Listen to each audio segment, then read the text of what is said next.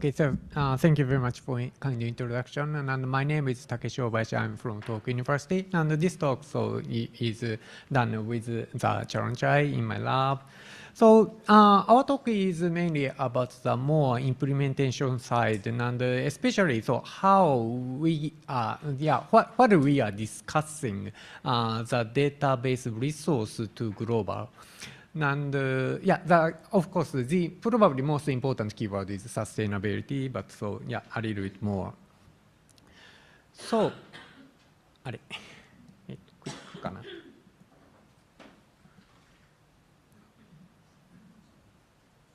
これで動きましたね。Okay, so this is general flow of environmental DNA analysis, and of course, so the sampling, DNA extraction, sequencing, and so yeah. Basically, so the sequencing result is incorporated or stored in database, and not only sequence data, so so many metadata that is necessary to understand the data, and also our database often have some web tools or so performing analysis result, and also the data access control is one of the important function in database. And importantly, so yeah, database, once data is stored in database, so many users can use database results for various purposes. So of course, so that is related to the previous talk, and the sampling methodology might be same, but might not be partially different. And the extraction method is also, and the sequencing method is also. So there are several variety of the preparation of sequence. And but probably, so in addition, so downstream use or purpose of eDNA monitoring is quite various. Sometimes, so yeah, the invasive species, or also the long-term monitoring, or also species richness, and probably this is quite important part because database want to provide sufficient information for such various purposes. And then, so yeah, let's think about a little bit more detail in database. And analysis, when we use analysis, and there are several types of analysis. So in the case, most of the cases, the raw data of sequence data. And then most of the cases, the primary analysis is species determination of species composition for each sample.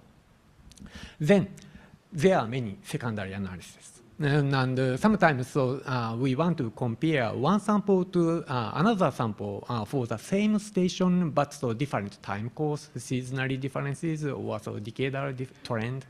Or so we want to compare one region to another. So for example, species distribution across areas. Now sometimes our focus is quite tight. Or so for example, the lake level resolution, or so the open ocean level resolution. So that is quite depends on the downstream use or purpose.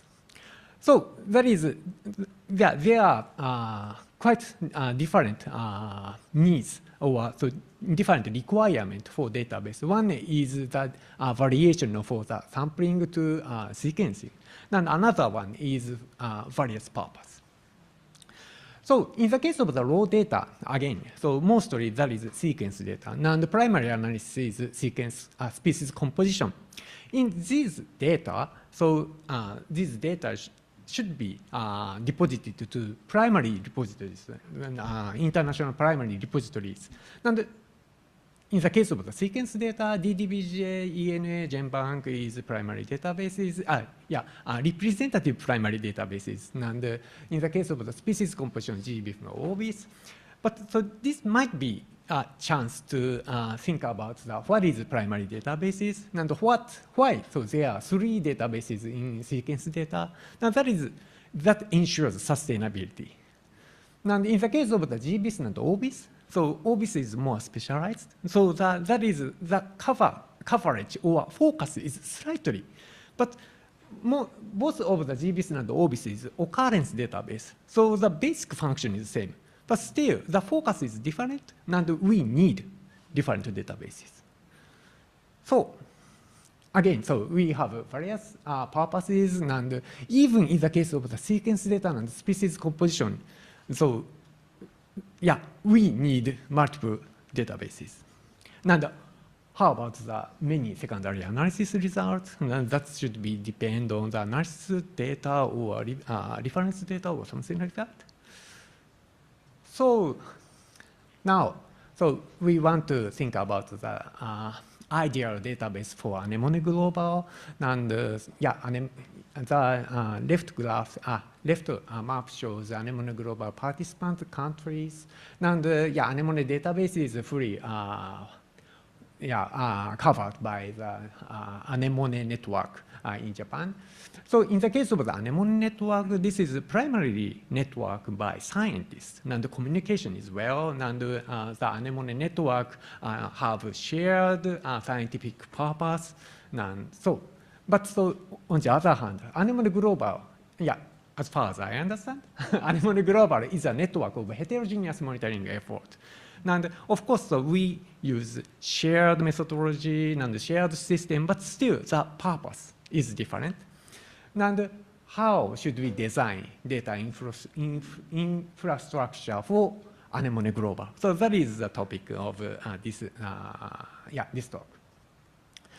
So now, let's think about the fully centralized database. Fully centralized database is quite nice, and then everyone can use this centralized database.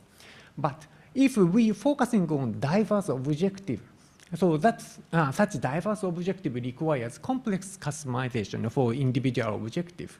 Now, if we do so that results in high maintenance cost because the user is many, and that results in vulnerable to organizational and foundation changes. For example, some skillful researchers are promoted to other university or something like that. That is a little bit vulnerable. And the second case is siloed or isolated database. So one database is developed by specialized purpose. And yeah, that's good. But of course, so when we want to compare the data or compare the analysis result, that is limited. And of course, so the user interface is different, so no interoperability. If we can integrate this kind of siloed database, that's great. And recently, we can use many AI technologies. So that open question is, can AI technology integrate the kind of the siloed databases? Yeah, we'd like to a little bit more think about this. And I'll switch the presenter to Jaronchai. Okay, so hello. I am Jaronchai, and I'm actually a student under Obayashi Sensei's lab. And I want to shift our focus a little bit from what ANEMONE Global is to how is it going to be extremely hard to actually do it. So to continue talking about this from last slide of Obayashi Sensei's.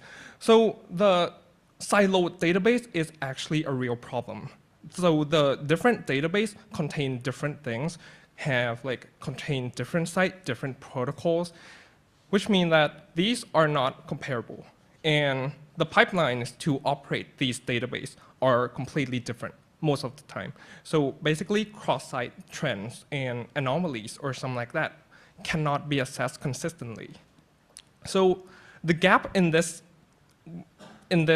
problem is that somehow there should be a shared framework, like he said. But in this shared integrated framework, it's not going to be an easy thing to do. Why? Because in platform unifications, I divided the platform into 6 different layers with one human workflow layer on top of the whole system. So what I want to convey in this slide is that each layer have its own difficulties, and each layer needs to be addressed accordingly, which means that even if only one layer is error, the whole platform cannot integrate it completely. And all of these layers have each of their own challenges, and some layers might have a little more importance than other layers. However, all of these are equally important in platform unifications. So first of all, I want to talk a little bit about one of the most important layers, which is the data layer and the metadata layer, which I understand that there'll be a more in-depth presentation about this after me. So anyway, for example, two sites have a chlorophyll monitoring, but two sites doesn't share the same frameworks. So what does this mean? It means that even though they're measuring the same thing with even the same names, the protocols are different. So does the units, so does the variables, so does the whatever it is, which means that without an actual comparable metadata, the data integration itself is not going to be possible. And that's why I want to group the data and metadata together into a comparability test. So the next two layers is the integration layer and the service layer, which mean that without a framework, pipelines may drift apart, and the whole pipeline that existing cannot be used anymore. The teams have to go back to ad hoc systems. And for example, that I use the actual first pipeline, you could see the API call is the same, which means that the pipeline might use the same process, but the keys, the schemas, or the output, or something like that might change from version to version, which means that even though the query is the same, the result might be different. And what's wrong with this is that this is what we call a silent error. Silent error is something that happens in the background that we might not even know that it happens. And the silent error is very, very dangerous because we cannot actually detect these errors. We can only know when the result is already finished. And that can also impact the whole rest of the pipelines. And the rest two of the layers is the governance layer and the AI and LLM layers. So which means that AI and LLM is relatively new technologies and can only be used when access, provenance, governance, evaluation, data, metadata, and everything else is ready. What do I mean by this? Is that, for example, AI chatbot about chlorophyll again. Please compare chlorophyll across two sites, one with guardrails, another one without guardrails. So the one with no guardrails might answer something like, both are steadily increased or something like that. But the issue is, there is no access control. There's no citation, there's no audit, it's not traceable, it's not citable, and basically it's not reproducible. And that is also very important because we want something that's based on ground truth. We don't want something that AI suddenly hallucinated.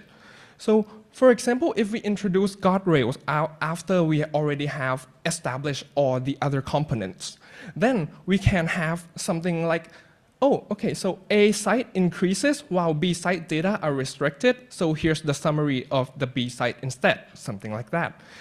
This have evidence. This can be audited. This is traceable. So which means that this governance layer and the AI layers go together hand in hand, and one cannot exist without the others. So I want to just talk just a little brief about how to actually mitigate these problems. However, I want to say that this is not the complete playbook, but it's just an idea on how each layer contributes to one another. So like the last presentation, which is the standardized, this is also really important. Standardized is important to actually have different sites integrate together. And once these are actually integrated together with a real framework, then we need to validate the integrations. We need to check, we need to do comparability tests, we need to try to actually find middle grounds to validate each of the integrations that we already did. Now, after the integration, we have to actually serve. Because the API needs to be versioned, the query needs to be consistent, and this serve node needs to have an actual observability controls, and we have to actually all be in control of the system itself. Then, lastly, we can audit and learn about what we have gathered. So, in this case, what does success look like if we already finished integrations, right? So first of all, I want to make criterion into 3 ones, which is the comparable, reproducible, and auditable. And comparable, which means that, okay, so basically every site is able to unify, and reproducible. Every query returns the exact same, however, like 4 months later, 4 years later, 4 decades later. Same query, same result. And lastly, auditable, which means that every result is traceable. So after this, I want to shift my presentation back to Obayashi sensei. Okay, so this slide is exactly before the Jaronchai's talk, and so my open question is: can AI technology integrate siloed database? And yeah, so AI alone cannot integrate siloed database. Of course, AI returns something, but so yeah, we want to do science. So yeah, something is not enough. That should be ensured. So to do so, integration requires. And the meaning of integration is multiple layer. And so such multiple layer is quite good start to understand what is integrated, why is not integrated, or what is comparative and what is not comparative. This is not the just 2 choice, but so there are many degree of integration. So our idea when we are discussing is primarily, well-organized reference database is required, and we are focusing on developing of such database based on the current anemone database. And then, so important thing is replication and replicability and modification. So that reference database should be copyrable for any partner site if required, and adaptive to local needs. But still, so that's shared whole of the frameworks from the every layer. So even modification or customization applied, but still, so it is quite easy. What is different or what is comparative still? So that is more controllable communication is possible. So shared framework enables, enables interoperability. So the ANEMONE Global database does not aim to replace any local databases, but to connect them in sustainable, useful, and expensive ways. That is quite conceptual, but this is current strategy. And I'd like to briefly introduce the members related to the ANEMONE Global database development. And Tanabe-san yesterday introduced ANEMONE database development and also the client pipeline. And Jaronchai is backend system developing, and especially he is interested in the accurate or the good use of LLM. And my interest is how to replicability or how to make a balance between the centralized system and distributed system. And Wataru Iwasaki-san is API and R library development. So his current focus is how to use data for scientists. And Yuichi Aoki-san focusing on the interactive web interface. That is primarily for citizen science. So good interface for citizen science is also good for anybody. And yeah, everyone knows Michio Kondo-san and the project leader. And also in terms of the global database, so standardization or also the how to make a governance is also the important part. Yeah, so yes, so this is summary. ANEMONE Global is a distributed network with diverse goals and centralized database efficient but limited to sustainability and flexibility. Database integration enables cross-site comparison, but so that should be supported by metadata, standards, services, and governance. And we combine a core database based on ANEMONE database with replicable distributed system. And that's all. Thank you very much for your attention. Thank you so much, Professor Obayashi and Jaronchai-san. So we'd be happy to take any questions and comments from the floor. So definitely. Thank you very much. I wonder about them. Of course, yeah, the data, different data has different layers and different multiple layers. But even, for example, if you focus only on a single layer, there will be like sub-layers, right? Like only DNA data is all being collected on using different protocols and different methods and different aims. So how would you, I mean, at which resolution would you like to try to merge the data so that it becomes useful? Or would you just ignore the gaps so that it's slightly coarse, but as long as you got some core information? And the second thing is about using AI and LLM and stuff like that. I mean, it's usually based on pattern recognition and heuristics, right? So basically just find out about patterns, but never try to being able to dig deep into the actual detail of the information. So, and at the end of the day, when you mention about QC, of course, the best way of doing QC is by eyes, manuals, So I think that's the problem with working with big data. So do you have any suggestion or insights on how to tackle such problems? Thank you.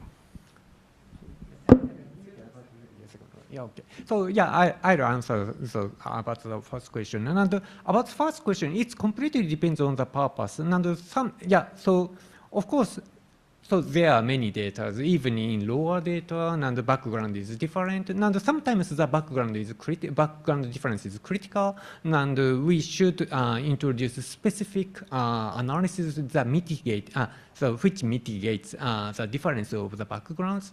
So, but the most important thing is the user can easily recognize the fundamental variation or fundamental differences. So that is probably the important thing of the important function of the database side.